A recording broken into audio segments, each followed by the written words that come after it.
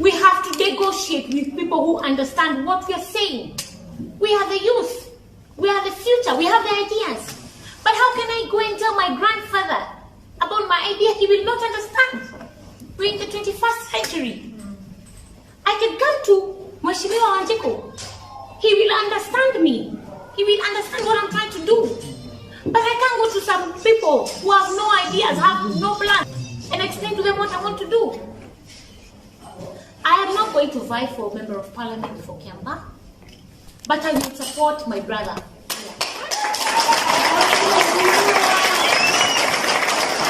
I have run my campaigns on Jubilee platform for the past 2 months, close to 2 months, hoping to be nominated by the people of Kiambaa as a Jubilee flag bearer.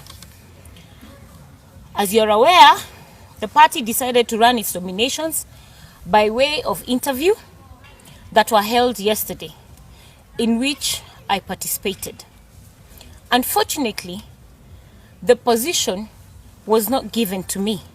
Tukia disappointed na marakara. Anoi marakara de mwene matuma modo akirie.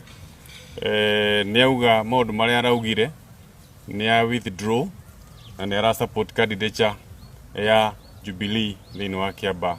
Asanteni sana.